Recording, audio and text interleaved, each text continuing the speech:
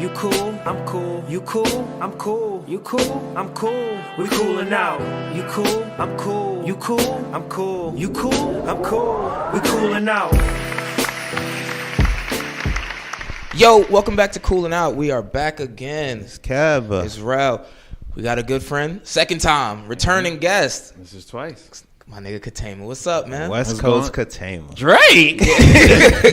What's going on, guys? Ketayma. How's it going, bro? He famous now. No. Yeah, took the red eye. Trying to get took there, the though. red eye to come see you. Oh, fancy. Yeah, I'm going to hop on that red eye. I'll be there in the morning. Doesn't matter. I was on the back of the plane, right? Does not matter. Hugged up in the position against the window. This is crazy. Nigga, we don't go too far off on a tangent, but these seats are getting smaller on them airplanes. Yo, that ass. Nigga knees be... I'm 5'10". Yeah. Max. Nigga knees It's be rough, hurting. yeah. You have to have him dangle in the aisle. Yeah, it's rough. It's rough. They say, oh, you want space? Pay more. Niggas That's got right, yo. basic economy now, my- premium economy. The way they broke it up. You be walking past first class just angry. Angry. They look like they're having like the most comfortable, just beautiful time and By the shit time like you go to play, Spacious. they already got drinks and shit. Oh, my God. They just be looking up at you, peasant. Yeah, they really do. You can see it in their eyes. They really Go to the back of They the give you them bummy ass sodas in the back. Oh, man. You take one sip, pass the can over. That's pretty much what it is, because they fill that shit to the brim with ice, man. Like, you ain't slick. Give me the whole can. Like, Oh, man. they violate on you. But yeah, last time we spoke, man, you was living in Brooklyn. You was up here. You was out here. Yeah. And then on that episode, You said you were going to do a said, lot yo, of things. You said, yo, I'm thinking I want to move to LA. Yeah. I was like, all right, cool. Just thinking, just talking. I'm like, yo, all right, cool. LA's cool. I want to move to LA too. I think I said that. Yeah. I looked up like 3 weeks later. I started seeing the Los Angeles locations on the pics on IG. I was like, oh, okay, the nigga visited. Yeah. What? Then I hit you like a month later. I'm like, wait, you live there now? He's like, yeah. I was like, oh, all right, nigga lived in LA. Nigga thought I was taking like a month-long I vacation. was like, this nigga got a lot of vacation time. Nah, I felt like I had to do it. Like, a lot of people say they're going to do something, and I always try to be that person that does what he said he's going to do. So I figured I'm young, I ain't got no kids, the risk is all on me, and for some reason LA's just been calling me forever. It's just always been like, go to LA, and I'm glad I went out there, and I'm glad I'm glad I did it. I'm glad I did it. I said what I was going to do. Yeah, I mean, even we're not gonna talk that into existence because it will work out. But I'm saying, even at the end of the day, if you decide LA isn't where you want to be, Yeah. at least you go forward knowing that you don't have any regrets. Like, Yeah. you tried it, you did it, you went out there. Yeah. But we're gonna speak into existence that it will work out, and whatever you're out there looking for is gonna happen for you. Yeah. But it's just always that thought, like, damn, that little nagging thought in the back of your brain where it's like, what if I would have went, or looking back on life. I mean, to be all the way honest, that's one of the hardest things. Being out there is like you're constantly working in ambiguity. Like you're constantly like, because there's no blueprint written out. That's like, if you do this, do that. If you go to school, you get a degree, you get an internship, you get a job. Yeah. Like there's like a format for that. What I'm trying to do, I'm trying to create my own films. I'm trying to be in movies. I'm trying to act. I'm trying to just create my own product. The game has changed so much that there's really no blueprint. There's people who are in like Shiggy. I've been watching Shiggy forever. Really? And he did one video, and now I see him in movies and all this other he's stuff. a different guy now. But then I see other like serious actors who have like 1,000 followers on their Instagram, but are killing it in the movie game. So it's like you don't really know which path to go. Yeah. You just got to take that path and go. So I'm assuming that most of it comes from social media and or networking. Yeah, networking is like a big thing out there. It's also really weird though, because like, I don't know, when you from New York, you could kind of spot when people are full of shit. So as soon as you go out there and niggas is talking to you, you're just like, this nigga's full of shit. Like, because like, How many rows you been promised? I was about to say, I ain't sitting on nobody's couch yet. Terry Crews ass nigga. It ain't gonna be me. Several hands will be thrown. No, see, what people do out there is they gas shit. Like they'll make it seem more than what it is. So they'll say some shit like, I'm a facility service manager. I'm like, you're a janitor, sir. That's perfectly fine. You have a job. There's nothing wrong with that. So like, and like they'll talk to you just for the point of like trying to see what they can get from you. Yeah. But they're used to people like you're used to people not being able to see through that shit, and I'm just like, but that makes it weird for me because I like authentic relationships. Yeah. I like coming to this podcast because I fuck with y'all. Y'all are my guys. Y'all been my guys forever, and we have an authentic relationship. No matter we don't have to talk every day. We don't got to see any of that. But at the end of the day, there's like something there. Yeah. Out there, it's like it's hard to find that authentic relationship because everyone's out here trying to use you for another thing.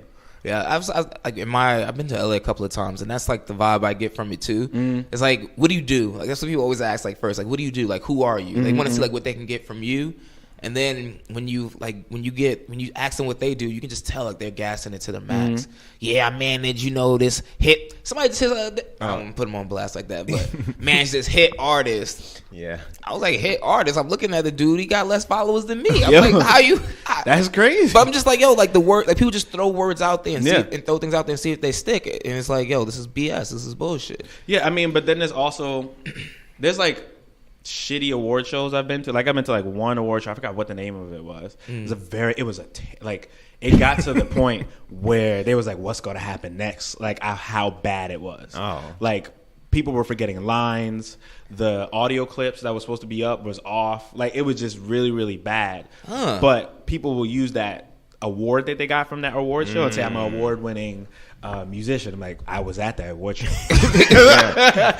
Might as well got a participation award, bro. They ain't lying. They still got an award. No, you're right. Yeah, but it's the way you finesse it. Exactly. They'll make it seem bigger than what it is. You understand what I'm saying? So, but at the same time, because I'm networking, meet a lot of people out there, and I was talking to this guy who's he's an actor on Amazon TV. It's like it's a movie about steroids, like the use of steroids, and he like his movie got picked up. He's on Amazon. That's dope.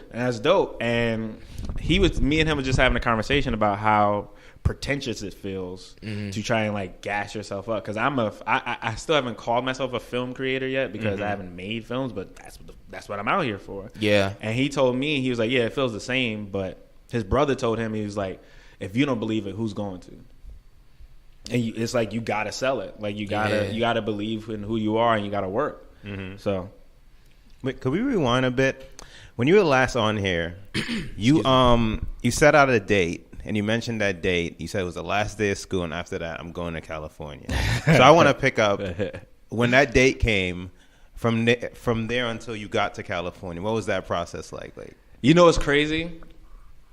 I didn't celebrate too hard because I was going to teach again in California. Okay. So I got a new teaching gig. They helped me move out there and everything too. They paid for it. They paid for my car to get shipped and all that. Congrats, man. Yeah, I don't work there anymore because them kids in Cali, bro, different. So you used them. I mean, found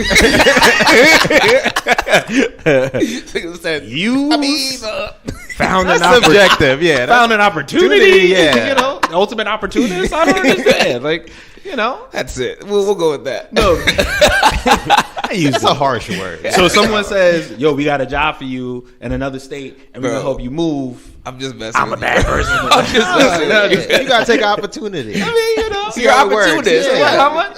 I'll be there. Okay. How bad? And what part? You booking South Central. Oh, you teaching in South Central? South Central. Oh, see how serious that just got? Yeah. No wonder they pay tone change. They get niggas from out of state. Like maybe he doesn't know South Central. We'll fly him out here. Yo, seen any rags? I seen it's on some shit. No exaggeration. The school, like on the corners, you would see prostitutes. What? So the kids would literally have at like 9, 7 o'clock in the morning. You have to walk by the prostitutes, and like all those stereotypes that you saw, like in the Boys in the Hood and stuff like that. Like you would think it's still 1989. Shit, it's crazy, like crazy, son. And then like the education system is not as like strong, like not as what's the word I'm looking for, like rigorous. Sorry, it's not as rigorous as it is out here. So the kids' mindset is a lot different. I mean, New York as a whole is just very rigorous. Out there, they really lax. So in New York, the kids, you worry about like them talking back, like maybe a fight or something like that would happen. What are the concerns? Yo, yeah, like out there, it's like you thought like that was a good idea before you like some kids would just stand up in the middle of class and just start dancing for no reason. I said, we have a test right now. We have a test, like, and you just get up and like he would like pretend like he's like shooting himself in the head, but like not like a serious way, but like shooting himself in the head, just fall out in the middle of the floor. They would just walk out of class, like just leave. Anybody threaten you? They gonna bring their cousins and they See, this is what happened. It might be a good whatever nigga say. You see what happened was because they would make a joke all the time. They would always say, whenever Mr. Stewart said, like, clap my hands like this, and said, my mans, you no longer talking to Mr. Stewart. You're talking to Ketayma from Brooklyn. I already told you to sit down. So kids would swole up on me a couple of times because, they've been in 5th grade for 17 years. So they... So the experience, you saying? They was swole up on me, like, open their chest. Yeah. One kid put hands on me. Whoa! Yo, one kid put hands on me, bro. What said he claim? That level of aggression and bravery? One kid put hands on me, bro. Like, one kid was like, I forgot what he said. I mean, to his defense, like, I should have got, like, what was that? I should have got out of his way. I sound like I'm blaming myself. But, like, there was a situation where I allowed my ego and, like, anger to, like, I was like, yo, walk away from me when I'm talking to you, blah, blah, blah, blah, blah. And he just got mad and he just started throwing his hands. And, like, nothing happened. Like, there was no really he got suspended for, like, the day, but, like, there was no real consequences. They, like, moved him. Did he connect? I mean, Couple landed, Inquiring bro. minds want to know. Yo, a couple landed, bro. You swing back? I tried my best not to. Oh my god. Yeah, can't lose your job. I mean, yeah. A couple of connected. They moved him to another class, and the thing that I noticed with him is there was no remorse. Like there was no. He didn't feel anything. It was just like, and he was in. Because they switched him to another class, but I teach all 3 classes, so I'm going to see him anyway. They just moved him out of my homeroom. I'm going to see him again. I'm going to see him all the time. It was on site, but I was literally about to ask. So like he was still acting up in class, and I took him outside. I said, "Yo, my man, you put hands on me, bro. I'm gonna need you to relax because I need you to remember that's always gonna be the back of my head. And you know where I'm from. You from the same place, and you taught if somebody put hands on you, so I'm gonna need you to relax." And he relaxed a little bit, but like, yo, this kids was different, bro. 5th grade. Kids was different. Their names was, I mean, my name's Ketayma. You understand? I don't talk about nobody's name. Maserati. Maserati, bro. I hope she never hears this. We got to dream high. No. You know what's the craziest thing? I thought it was a joke when I first heard it. I was calling it. I was like, she was acting up. Yeah. I was like, little girl, what's your name? She said Maserati. I said, little girl, what's your name? You must have looked around confused. Like, this nigga deaf. She's like, you teach him? Yeah, she was like, Maserati. You the substitute? Hey, yo. And I had to look at like one of the the smart quiet kids, and she just gave it. That's her name. I was like, yo, that's crazy. Like, yo, some of the mentality that they had was just crazy. That was an extreme experience, bro. How long did that last at the school? I was there for like from July till like October. Honorable. Yeah. I was there for a good. What happened is some kid got crazy. One of the kids got crazy, tried to leave the classroom. I'm blocking him because there was a fight going on outside the classroom while he's trying to leave the classroom. Go ahead. And then pretty much they were just like, I'm not allowed to keep a kid. He said that I like roughed him up. I was like, I didn't. I was just trying to block him off. And he was like, you're not allowed. They pretty much said you're not allowed to keep a kid from leaving the classroom. So they like fired me. So I was like, oh, all right. Damn. Listen.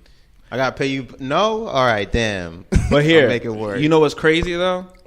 Like what I've noticed, like being in California and stuff like that, because you're by yourself. I'm by myself. Like I don't really know nobody. You have a lot of time to think, and I realized how the universe works, and like the universe really puts shit in front of you. Because if I would have never got fired, I would have never had that GoFundMe I had on Instagram. Yeah, where I asked for 600 and got 1,000. Yeah, you understand? And then that week. Another thing with the universe is like that week I had a performance, right? where I'm just doing a poetry because I do spoken word. So before you do the performance, they ask for a bio. I mean, a quick introduction who you are. So I said, I'm from Brooklyn. I host events back home. Moved to California so that eventually Issa Rae could be my best friend, right? Yeah. So I go to this coffee shop later that week. I get a weird text message. I don't say nobody's number. So I said, who's this? I said, Carol. Oh, that's Carol.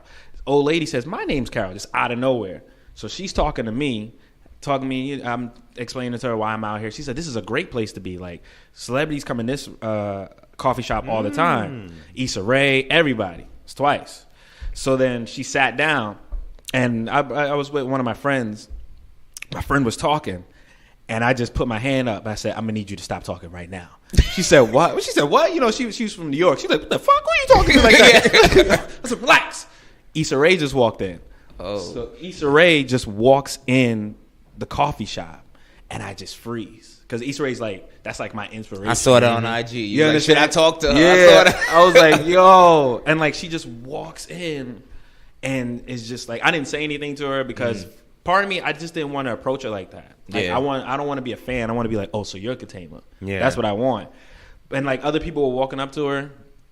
She seemed like she was annoyed, but really still trying to be nice. Yeah, it's I just want to get my coffee. Yeah, I just want to get my coffee and sit down. You're Issa Rae in a black neighborhood. People are gonna approach you. It's good. You're gonna. But she came and sat down and had her lunch. She had a lunch meeting, and I felt like I needed to see that because I was real annoyed and everything and blah blah blah. And then that's when I did the GoFundMe and I was able to raise money and I filmed four shorts while I was out there.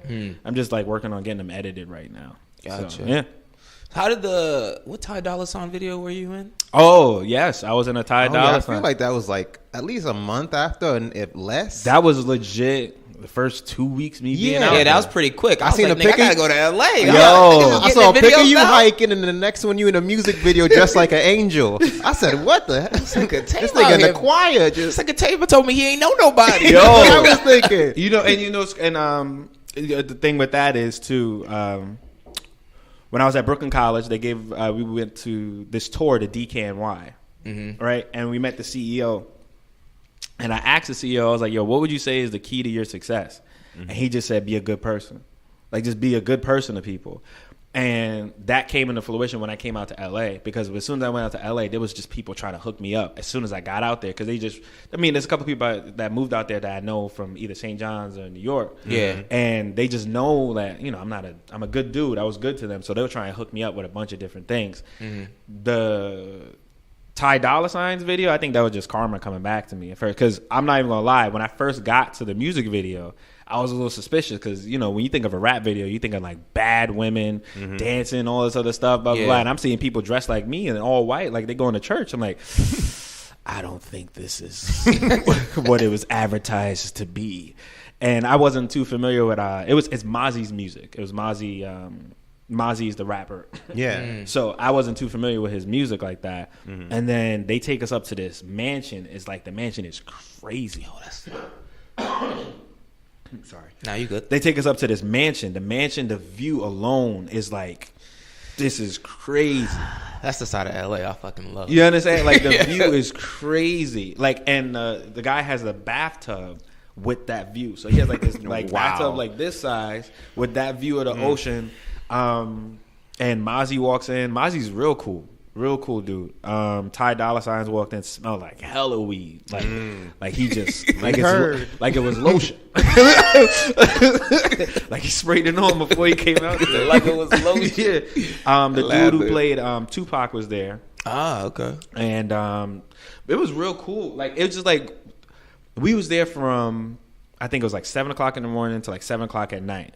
And it was a 12-hour shift, but I was like, yo, I could do this all day. Yeah. I could be on set all day. I could talk because we had a good time. I was talking to the background people. I made some connections there. Yeah. Actually, the girl who's in one of the shorts that I'm doing now, I met her at that Mozzie music video. And me and her connected, and she was mad cool. And we work on stuff together now. So whatever you go, you got to make the most out of that opportunity. And that's one of those opportunities I was like, yo, I got to meet as much people as I possibly can. shit. But like shit just falls in my lap sometimes. Like no bullshit, shit just falls in my lap. Like, I went to go see the Black Klansman. Mm-hmm. Phenomenal film.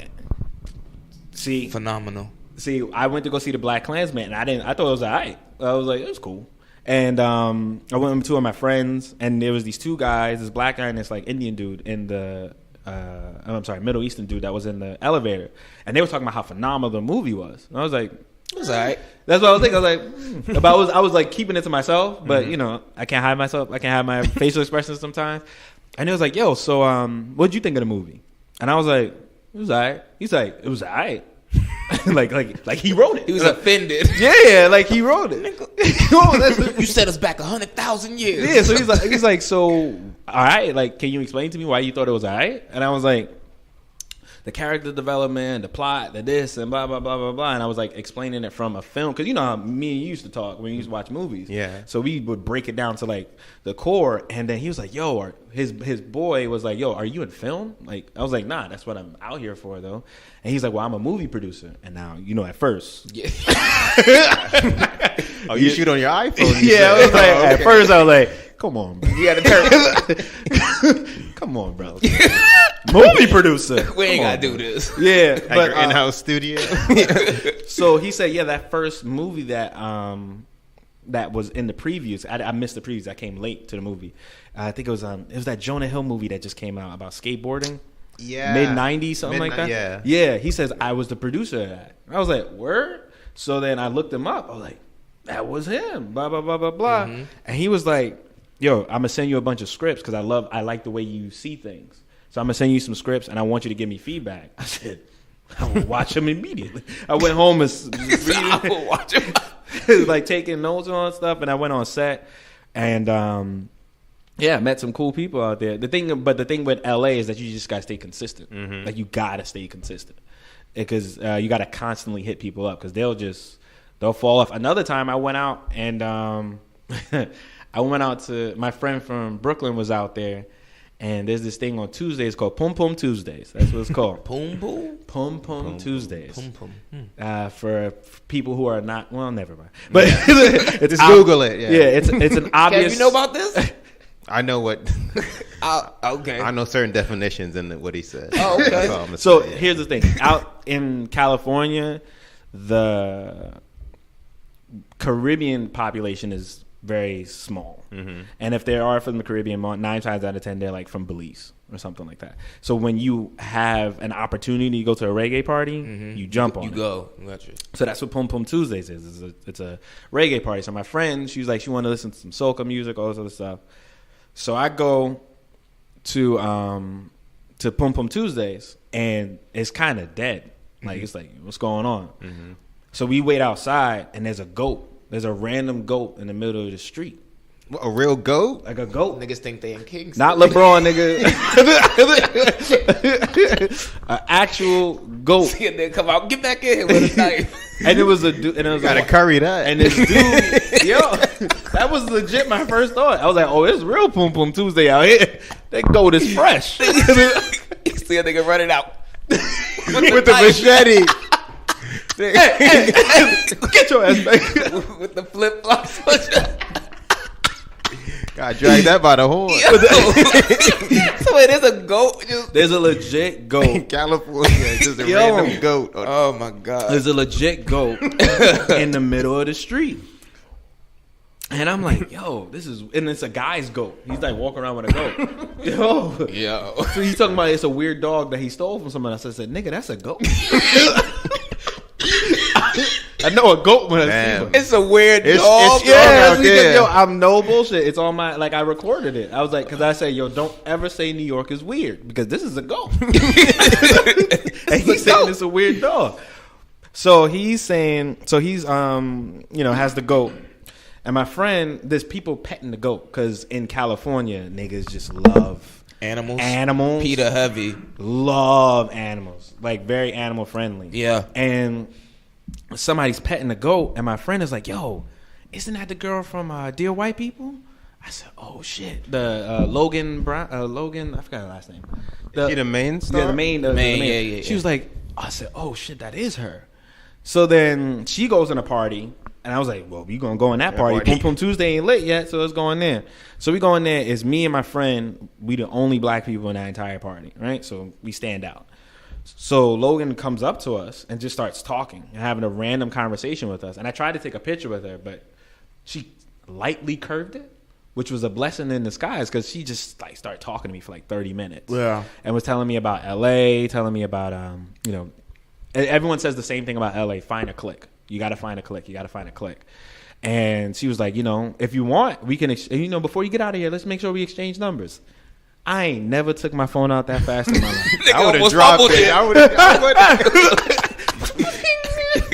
Took it out, gave me her number, but I texted her, but she never responded. It's fine. I got her number though. But I make random connections all the time, bro. I saw Daniel from Insecure in a soulful spot. I just got a haircut and I walk in. I was like, Daniel. And I was like, and he gave me some advice. Just follow the universal sort of shit. Oh, he did? Cool. Oh, nice. Yeah, I talked to him for a couple of minutes. I said, yo, I just saw Issa last week. Not last week. Like, I saw Issa like last month maybe. And he was like, I was like, yo, you got any advice for someone who's trying to make it? And he was like, obviously the universe is setting itself up for you right now, so just keep doing what you're doing. I was like, all right. Appreciate that. What neighborhoods you be hanging out in? I was just thinking that. Nigga when I go visit, I'm be scouring. Nigga just be walking all over the place. I was in Inglewood. I was in Inglewood. Oh, okay. When I saw them. I was in Inglewood. Inglewood safe? I asked a question. Inglewood is like, it's kind of like Bed-Stuy. Like, you know how Bed-Stuy had like a rep back in the day, but it got gentrified? Yeah. Like, Inglewood is definitely starting to get gentrified. But there's some hood spots. Oh, that's cool. There's some parts where you hear my door lock really quickly. Oh, like, okay. I ain't a punk, but I ain't stupid. And I'm gonna go out there. And when I visit, I'm gonna make sure I put my location on Inglewood. Niggas gonna think I'm tough. Not Los Angeles, Inglewood. To be more specific. Yeah, that's why I am. Yeah, I mean, because where I live in Koreatown, and like, you could tell by the name, ain't too many black people over there. And so I just try to find where there's more of us. And so I'll go to Inglewood, or I'll go to I don't go to Compton, but I'll go to nigga, don't take it that far. Like Lamar Park. King Draco. Drake. I don't know what he just said, but go ahead. Yo, that interview, did you watch the whole thing? I've watched about 30. Nah, it's 54 minutes. I watched the 40 minutes of it. I'm at the part where he's talking about Kanye. Oh. Nigga almost got fired today. Try to watch that. Like, watch the interview when in an inconspicuous way. Bro, the part though when he was talking about when they broke into his house. But when he stood up and was like, yeah, they had my nigga, they tried to kidnap him, and he was backing up, and he was like, yeah, they shoot around them. I was like, this nigga's imagination. Yo, I was like, what low budget black movie did he get that plot King from? Soldier Part 2 coming up. I ain't gonna lie. I was like, yo, I can't wait to see that shit. Yo, but in all honesty, he was kind of dropping facts for the most, like, especially when he was talking about he's the pioneer of the like, internet and YouTube and all that shit. Yep. He really, I said that a couple of years ago too, but I was like, yo, Soulja Boy really did start that. And people were laughing at him back in the day. They was telling him he's going to have 15 minutes of fame. And he's still relevant. I mean, kind of relevant now. Yeah. He was calling niggas out. Snoop Dogg, Ice-T, how they put out those videos shitting on him. I forgot about that. Well, not the Ice-T one. I forgot about Snoop Dogg. I forgot about I mean, they was talking about how he killed. I mean, he kind of did kill hip hop, but he did. Like he did. He's the pioneer. It's not like he's the pioneer of like the Rakims and the. Yeah. He's the pioneers of the little Uzi verse, new shit. And, like the trash. So you kind of kill him. Yeah. I'll give you credit though. Like that whole dance crave, you did open that. Yeah. And, like, did you see his other interview with what's his name? Academics? Everyday Struggle. Yeah. Yeah. And they was asking him all these crazy, stupid things. Like, why do you have so many businesses? Yeah, that one. Yeah, I forgot that girl's name. Because I'm trying to be rich. You see the way he responded to her, though? Yo. Nigga was offended that she asked him that. Bitch, I'm trying to be a fucking billionaire. That's why. Why don't you have so many businesses? Yeah, that's next on my list, and I got to see that. Yeah, No, you gotta he watch was it. dropping facts. It was like he was talking about how like we jump real quick to hop on other people's brand, hop on the Asians, hop on the whites. But when a black man is talking about, yo, buy my business, you got 30 million questions for him. Now, Soulja Boy's a little, Yeah, some warranted, but I do Soldier agree with the Watch. gist of it. yeah. A Soulja video Boy, game What's console. the console called? I don't know what it's called. 800 video games, all licensed by Nintendo. Yeah. Like, you can play Mario. I was like, a little suspicious. sound like some trademark issues. But there was- copyright. He said it's not. That's what he said on the Breakfast Club. He Go said it's ahead. all legit. So there was some like some real reasons why you would be confused. But however, when she asked that question, Why do like you have so why do you many have so many businesses? Or like you would never ask. Yeah. That's foolish. Like, Jeff Bezos. Or Yeah, you Elon would never Musk or ask them why anyone do you have like so that. many businesses. Like they would ask you, how can I get that? Like, come on, son. But even when I was watching the Breakfast Club interview, Charlamagne, when Soulja Boy was talking about like having the biggest comeback, Charlamagne kept saying, "Well, really, Tiger did because first and foremost, you're a musician." And I was like, "Why are you boxing him into that like that lane as if he's a musician only?" Like, and that's why Soulja Boy was trying to like say that, but he just wasn't, he didn't do a good job of elocuting himself and saying it clearly. Like, look, like I'm trying to tell you, I'm a businessman, I'm an entrepreneur, I'm not just a musician anymore. And that's what like Charlamagne was trying to do, like box him in. Like Tiger had the biggest song of this year, and Soulja Boy was like, yeah, but I've done all this other stuff. I already had big songs. I'm like doing all this stuff now. I'm the first rapper to have a game system, all this stuff. But it was just like, yo, why are people trying to box him in like that? Because I've always had a respect for people who are outside of that box, who are just more than what that is. Because we try to keep people stagnant a lot of the times. Like that's one of the things I will say I like about LA is that they're way more free. Like people in parties are terrible dancers. Like for the most part, they're terrible. Yeah. But like you're getting gassed up a lot of the times. Like, yo, well, go ahead, do your thing, blah blah blah. I mean, New York is out here like you need to stop. Yeah, this Bro. Yo, trash. I'm roasting you.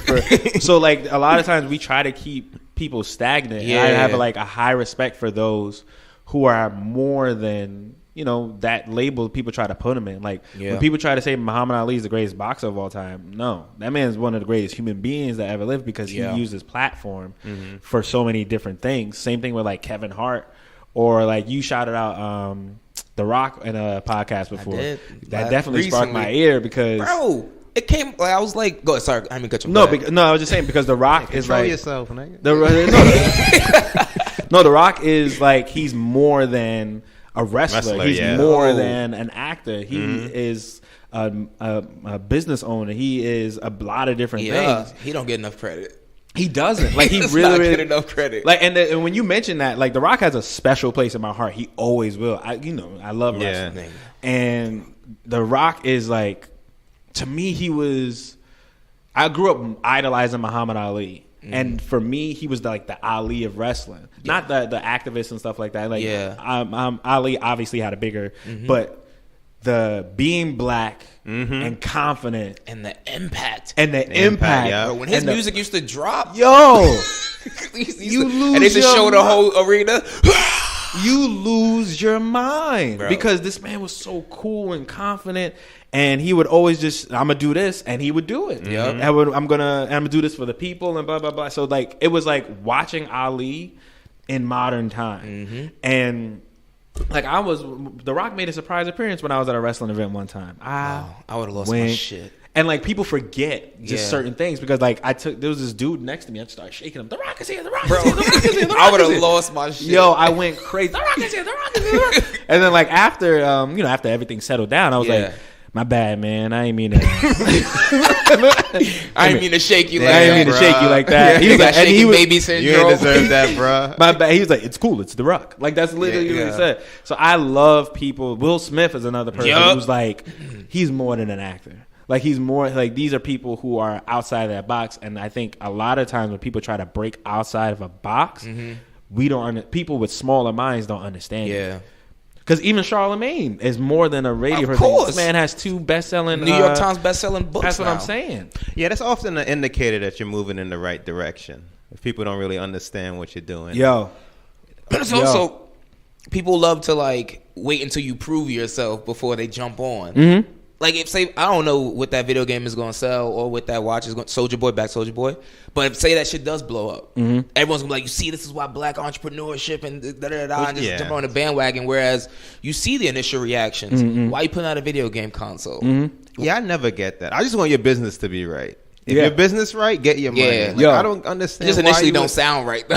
His business don't sound legit right. Yeah, at now. first His he like, figures keep changing, so that's all I'm saying. Just get your, Bro, I hope the your interview- business right. in the did he own a Subway like a couple of months ago? bro. Look, bro, look. In the interview, his numbers changed so much. First, he just made 250,000 yesterday. Then it was The 500,000. 213,000. I'm like, What that say, MB? What that say? 232,000. That's not what it's supposed to say, actually.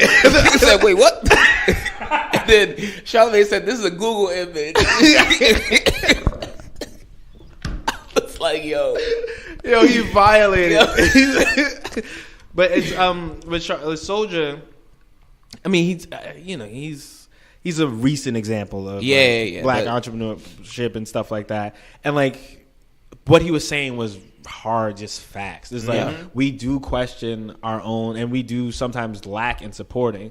But me, I always just watch the character, or I watch like what your work ethic is and what you're trying to do. Like I fuck with Soulja Boy because he was able to take that Yule and make a couple of $1 million out of it. more than a couple. You understand what I'm saying? Like he was making, so that's At 17 years old, this is not a stupid person. yeah, Yeah. and He's it's a little still- crazy, Yeah. a little off, different, definitely. different, yeah. But not but stupid, he's no. not a stupid person, and I think that's a big. I think that's what you said is like people like to jump on when they know you on, but like sometimes you just gotta watch who a person is, not particularly what they're saying, but who they are. But also, like, follow up like what you said about him not being stupid. That was what 17. That was, I don't know how many years ago that was. That's when I was in middle school, Like high school. 07, 08? Yeah, it was a minute ago. It's like 12 years ago, And for yeah. him to even still be semi-relevant, I mean, I don't know his financial situation, but I don't think he's broke. You know, he can't be stupid. I think it's like 30 million. Yeah, net worth. You can't be stupid because stupid niggas go broke, like doing stupid shit. I mean, so he knows how to, like, you know, keep himself in the spotlight enough to where he can remain relevant and make his money. He's doing shit, VH1, all that. People still care. People still tune in. And then like when he was talking to, another thing is that I think people can't see your vision. They can't see like your vision is your vision. Yeah. And I talked about this like on an Instagram story one time because it was after the death of SpongeBob, the creative SpongeBob. Yeah. So like I saw a similarity between Soulja Boy and like that SpongeBob creative because Soulja Boy, people saw a new dance, or people just saw like a stupid dance. Soulja Boy saw my opportunity. He Yep. saw that vision of it being huge. Some people saw a sponge and a pineapple under the sea. The creator saw SpongeBob SquarePants. So a lot of the times people don't see your vision. They can't understand your vision. And even when they're trying to be helpful, they're trying to keep you stagnant. But, Yeah. you know, you got to believe in your own self. That's crazy. So I feel like I'm not taking enough risk. I know. Everyone's been like, "Oh, you're doing the right thing." Am I? Never too many niggas pat me on the back. Yeah. I'm doing something like, I mean, you got to also... Because I do that too. Like, I'll say, I don't feel like I'm taking enough risks. I'm like, nigga, you moved across the country. Like, people are like, you moved you took a risk. across the country. Like I said, I moved I'm like, 3 weeks later. So that Cali sun on your face. I said, I'm here. Like, I moved across the country. I'm like out here, like putting my stuff out there. I'm taking risks, but I don't see them as risks. I just see it as me doing what I'm supposed to do. So, like, I think like you guys are doing a podcast, like, and like you are staying consistent with the podcast. That's a risk. Like you could be using time for other stuff. Like acknowledge what you are doing too. Acknowledge your accomplishment because you're doing good shit. Thank you. surprised I Because still have a job. Half the things I done said on this goddamn podcast. Yeah, I That's take a another lot story for for another granted. day. I do take a lot for granted. That's Nah, a good point. Yeah, I'm you know, it's easier said than done because I'm terrible at doing that. Yeah. I'm terrible like acknowledging my accomplishments or something like that. Because when you keep looking ahead, yeah, you got I don't see anything eyes else. on the goal. Yeah, Yeah, I don't see because like you know, it's January and people think about their last year, like, you know, what they was able to accomplish, and for a second I was like, I didn't do anything, and then I realized like I did everything. Like I actually did a lot. Like I moved to California. I was teaching. I wrote some stuff for my kids. I released a short film. Like I did a lot of stuff. Like a lot of stuff. Hosted Sip and Paints, 2 Sip and Paints, my own open mics. Like I did a lot of different things. And sometimes you just got to take that time to just acknowledge your accomplishment. Yeah. It's not particularly staying stagnant in it, but it's just like, okay, now what's next? Yeah. So, because like I did a video for my year because I need to know what I'm going to top next year. Every year I try to top. Like every year, I'm like, all right, I moved to California. All right, now what's next? Maybe I'm in a movie or something like that. Yeah. So yeah, because you said before, like you're not into New Year's resolutions or something like that. Yeah, I think New Year's resolutions is corny if you're not consistent. If you consistently make New Year's resolutions and you consistently not do nothing, then stop running your mouth. Yeah. But if you have a New Year's resolution and you're making a plan, something that you're striving for, I could like it's like setting little bricks to eventually build a brick wall. So that at the end of 2019, now you got this wall, and now you know what you're going to do for 2020 and shit like that. Yeah. I just don't believe in waiting until December 31st to focus on like what you're going to do for the next year. Like my mind's always like thinking about shit I want to do in 2020, 2021 right now. Like that's like where I'm like, all right, I want to be here. I want to accomplish this by this time. So by the time the new year comes, it's not like I'm really like have a resolution. It's more like, all right, sit back, breathe, refocus, and like retool yourself to be ready for what you want to accomplish this year. But I think that's what I was trying to say. No, I get you. But I also think that if you wait until January 1st to do something, you full of shit. Like if you like, oh, that new year come because you are. Every year people say that. Yeah, because if you were waiting to January 1st, then you just selling into this fairy tale of what you think is going to happen. When you're not actually putting in the work. Like if you want to make stuff happen in 2019, you should be doing stuff in 2018. You're not going to have a summer body in June when you started working out in May. Yeah. Like that doesn't make sense. Clocking in. On your treadmill in your building. when I can get, there's only one down there. I will say I do hate the gym the first 2 weeks of January. Oh, it's fucking disgusting. It's ridiculous. I have never seen so many new faces in my life. Yeah. They'll die off. I hope so. They all just like towards the end of this month you'll stop seeing them. Yo, the gym be packed. Like my gym is always packed, but it be packed. Yeah, New Year's resolutions. I'm gonna get in shape. It's ridiculous. That's like the most common New Year's resolution. I'm gonna get in shape. And you try to calmly, like, fight for room in the mirror because you want to look at yourself while you're working out. So you try to, like, move over a little bit, but the other person is, working out in front of you. Now you want to square up, but you particularly can't because it's a little pretentious. Oh man, what's something I wanted to ask you? Well, you mentioned Cali might not be. You were talking off mic about Cali and some of the things you don't really like. Good one. Okay. Yes. It's been 6 months, and my experience in California has been very weird. I don't particularly like it. I think some of it is me being by myself, but it's also it's a really severe culture shock for me. So, one, I'm used to growing up around Black Caribbean people. Ain't too many Black people, period, in California, much less Black Caribbean people. The food is really different. They say, "Oh, we do have oxtails out here." Nigga, that's not an oxtail. What you presented to me is trash. What you presented to me. And I heard niggas get struck by lightning for saying shit like this. The food is really different. The people are different. The people gas stuff up. They're really fake, really phony a lot of the times. And like when you meet natives from California, they'll tell you that's not us. That's the transplants that come over here. That's people who moved from other states to find themselves. So they have like this facade. And then like, then I'll meet people from California. I'm like, well, you kind of got a facade too, brother. So I don't know what's going on. But the culture is really different. It's really slower. Very, very slow pace. People Is that something you prefer or are you? No, because like I'm hungry. You understand? And like I'm like trying to move. I'm trying to like get out. Like the fact that they wait until the stop, like the sign says to walk before they walk. Like there'll be no cars coming, like none, and they'll just sit there and chill.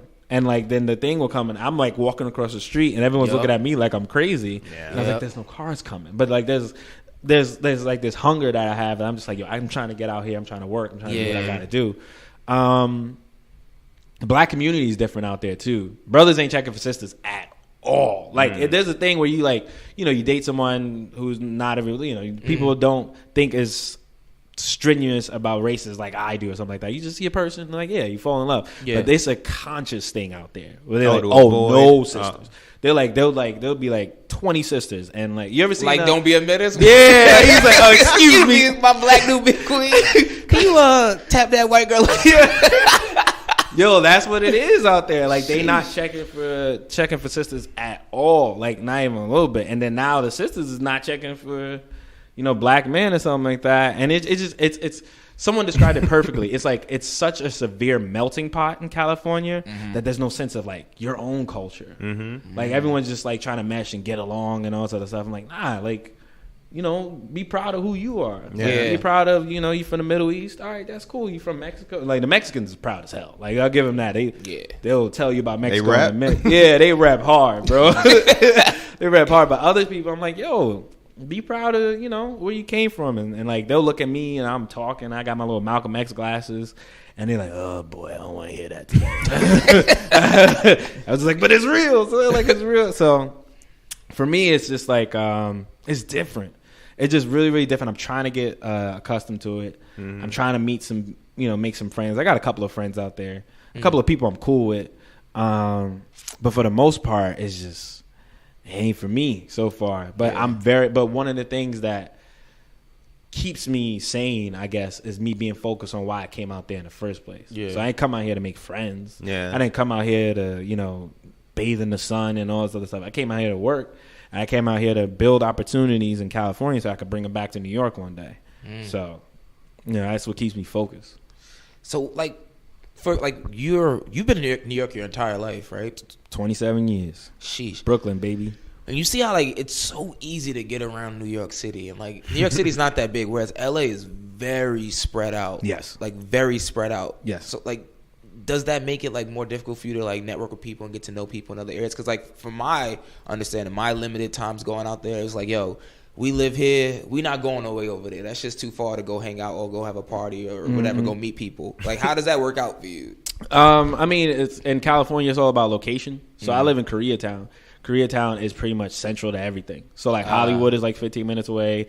I work at a law firm right now, and it's 10-minute bus ride, which the bus is something different, bro. This ain't New York City, nigga. The bus trash, garbaggio. Because it's so cheap, so everyone gets on the bus. Everyone meeting homeless people, so it's so it smells terrible on the bus, and they have less street lights. So you pretty much gotta guess when you get off. It's because the bus driver ain't announcing it, bro. You better press stop request. Because if you don't press stop request, guess you in fucking San Diego now. It's the bus is different. But where I live, it's central to everything. So whenever there's a party, 9 times out of 10 it's 15 minutes from me. Or if there's a networking event, 9 times out of 10 it's right there. It's around it. But where black people live, I'm probably 20, 30 minutes from there. So most of the time when I go to parties and stuff like that, it's usually very, very, very, very, very mixed. Very, very just white, Latino, black, and I'm so used to just being around, black people. That's probably the hardest thing. If I want to network with more people that look like me. However, that's one of the things I'm trying not to do anymore, because it's it kind of just keeps me in a box a lot of the times. Because I'll go to networking events and I'm all right, where the niggas at? I'm just where the black people, all right, who? And I just go to them and start talking to them. But there's other people and other opportunities that I'm trying to branch out to. So for the most part, location is key though. Gotcha. Location is ideal. Any horrendous traffic stories? No, I haven't had horrendous. See, the thing is, I haven't had real bad stories, because when I was working as a teacher, I had to be at work at 7:00, so everyone was asleep. So I was already on my way. I would beat that traffic, and I'd get out at 4. So it's like traffic is following me as I go home. So I didn't really. And then now, I take the bus to work, because there's no. It's like working in the city. You don't drive to the city. Yeah. So it's there's no parking. So I'll take the bus. So I don't have bad traffic stories like that. But I'll hear other people, and I'll see people's stories. I'm like, oh, that's crazy. Damn. My commute's about 10 minutes. But that's crazy, bro. My cousin used to live in Studio City. and we were going to a Clippers game. Got in an Uber, go downtown from Studio City, 2 hours. That's crazy. 2 hours, and I'm sitting like the sports car, smallest fucking sports car. A nigga knees is like this, and he like zipping through traffic. Like any little space open up, he's zipping over. I'm like, I'm in the front, like nigga, we ain't got. Nah, I'm good. 2 hours, I'm good. We're not going anywhere. I told my cousin, we should take the subway, nigga. What the fuck? Yo, for real. But I live right there next to Staples Center. Oh, and excuse me. It's This nigga brand new. It sounds better than what it actually is. It's not. I've been down. Was that LA Live around there? I think so. That's downtown, right? I live like a 15-minute walk from downtown. It's not that far. Downtown LA didn't really impress me. It didn't. I was there like last year or the year before. Yeah. As My it cousin. should. It's really. It should not. It should not impress you I at was all. like, this is it. This is it. This is down. Look dirty. 7 and- buildings I had to down take there. my cousin. Yeah, that's what it is. It's like Take it to Santa Monica. You needed to see better than this. you deserve better. Can't just be the hotel in this. Yeah. No, it's, downtown LA is like, it's very just like, oh, okay. Yeah. But then again, it's like, we're from New York. Like, Yeah, we're in New that's York. what it is. I was like, oh, You're from New York, so like New York is like I everywhere. expect downtown to be buildings and people walking around. Yeah, There's a you lot know. going on. It's like, Downtown LA is like, oh, This is your city. is Is this your city? the homeless population out there is wild. crazy. Yeah, anytime I go to Cal, like San Francisco, Anywhere in LA, Cali. anywhere, yeah, it's like Crazy. Damn. Like they have full blown tents, yeah. studio apartments on the corner. Brooklyn getting like that. It is. I got my apartment's here. The block up's the Chinese restaurant. Nigga got a tent on the other side. A tent, full blown tent, nice tent though. It's quality. He said, "Don't knock it now. Don't knock Nigga. Don't knock the tent. Don't knock it now." Nah, if you hit it, it ain't gonna fall over. It's like a nice quality sturdy tent. tent. I don't know where he got. You know what? You know what's crazy? This nigga I tried to knock down the tent. That's No, how you know. I'm saying, like, I just don't know where he got it from. It's like, oh, it's just sturdy. Nice little tent here. Don't bend, don't break. And then on the other side, yo, chill. Lord forgive me. But then on the other side of me, there's another nigga with a tent, also shopping cart. No, and I'm like, in Brooklyn. I live in Bed-Stuy. Oh, Tent. I'm like, yo, it's crazy. Like, I'm seeing more and more homeless people in Brooklyn now. Like, I feel like I live in the city. so the reason why I find that surprising is because LA is probably the best place to be homeless because the weather doesn't get too extreme. I mean, it's been cold this week, but like, you know, What's cold? I have to. listen, bro, It's 50 like degrees. it's been, huh? It was the high. I saw 63 the other day. Has it changed you? So, Your lower 40? Has that? Nigga, listen, nigga, he done- it was about 50 degrees. I was like, it's a little brisk out here. It's a little, you know. I ain't gonna lie though. Notice I didn't say brick. I said brisk. That weather does drop though. Like I went out there. Was it October need last numbers. year? I need and it was like numbers. it was like 70 in a day. So I'm out there trying to be. I got no blazer on, nigga, thinking I'm fly, neck all out. It dropped to like 50 at night. That's a different 50 though. Yo, that we used to 50. I'm like shit. Oh, that's 50-50 out I'm there, bro. out there in the line trying to be cute and shit. Like there's a brick. No, it was probably like 30. Oh, it dropped to 30? Like 40 All right. degrees. Yeah, it got pretty cold. That's It got, but for the most It's gonna part, be 4 here on Sunday. You said When what? are you leaving? 4. Yeah. I leave on Tuesday. Oh, Yeah, it's gonna be Yeah. 4 here Sunday night. yeah. In the Monday, yeah, 4. single digits. Yeah, I figured Monday's high gonna be 9. that don't make That's no sense. tough. That's not a high. That is a tough. Yeah. I'm be in the crib with the heat on. Nah, I hope you don't got I'm plans not. I got Monday. Con It's Ed supposed bills, to be nigga. It's gonna be on bleh. Yo, that's one thing that I had to get used to is central air. Because I never had central air before. So you a like real New York nigga. yeah, so like They got the AC in the window. AC, you rich. They got the fans going. We had cold showers The AC, and the you fan. rich. So you take a cold shower and then you not dry off or nothing. You just get in that fan, and that time that you have to dry off is your time to fall asleep. If you don't fall asleep within that time, Yeah, tough. I'm bougie now. I got central air, but You I got- remember when I was in Astoria though, and I had to make it through the summers. You crack a window, you turn on the fan, and you just let go and let And you have God. cool You just thoughts. tough it out. Yeah. yeah. My roommate when Nah, he the was South changed me. Go ahead. my roommate. Like, nigga, I had Central Air for as long as I can remember. My now. roommate would have, because he was from Atlanta. My roommate's from Atlanta, and he would have the central. Or I would come home from work, and I would hear the central air on. I'm like, We still splitting this 50-50? Nigga. You could do whatever.